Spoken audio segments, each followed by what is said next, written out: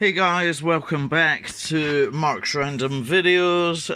Friday night, so we're having a couple of beers and having a look at the nano long range build. Now, a couple of updates from today. We've received two items that are pretty much essential to these builds if you want to run them on a 1S battery. So these items are a step-up converter for DC voltage, as you can see here. This one is a 5V one.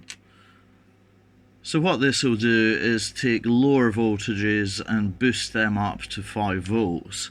And this is essentially required in order to make the video transmitter, the VTX, which is in this case a Rush Tiny Tank Mini, still operate as the battery drops down in voltage, because you can take this as low as sort of 2.5 volts, but you still want that full 5 volts to your VTX.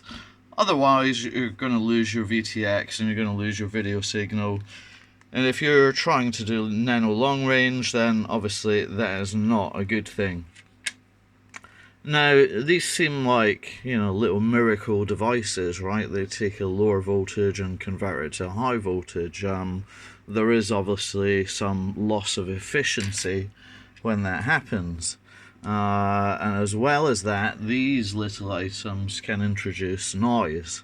So if any of you have watched the Dave C video or looked at the list of the components that are required for this small 3D printed drone, then what you will see, if this ever goes to focus, is something called an LC filter. So this LC filter essentially cleans up the electronic signal from the step-up converter, which can often cause your video transmitter to become a bit noisier than really it should be. So I'm going to add that on there. In terms of another update, I found this piece of carbon fiber. Now, as I said to you, the bottom plate didn't really fit my build because of this Flywoo GOKU, and you know, because of some issues that we had printing Dave C Designs bottom plate. I found this and thought, oh, I wonder if the holes line up, and sure enough,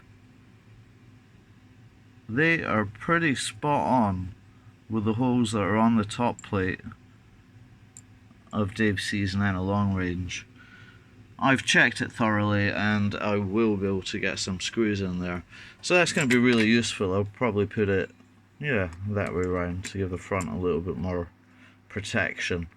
So that's fantastic. That's a small carbon fiber base and just 4 brass standoffs that will allow me to fit that.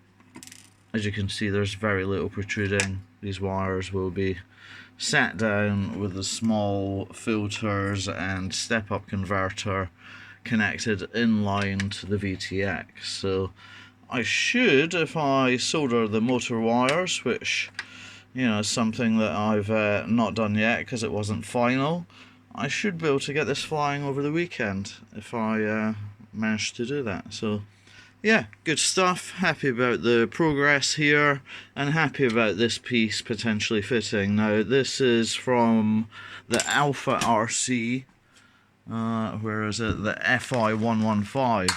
I was considering this as a potential alternative to the Dave C Designs frame. However, as you can see, it's considerably smaller, and whilst it may take these blades that are on here, I think Dave C actually recommends the blades here, which are the, no, not the 65s, the Jamfan 3-inch 70mm bi blades for this setup. I was thinking the 3 blades would give potentially a little bit more flexibility in terms of freestyling, because as I've mentioned to you guys, I was really looking to potentially put the 450 on there, the 2S as well as the 1S. because they are similar sizes.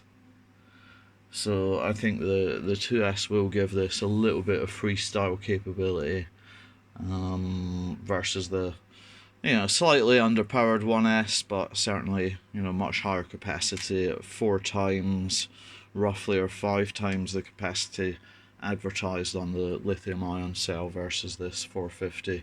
The 450 obviously being higher voltage, thus allowing the motors to spin faster and potentially to give you more performance if the weight is roughly the same, which in this case that one's even lighter than this one here.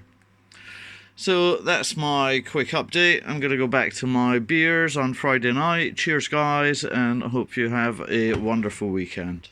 Take care, bye for now.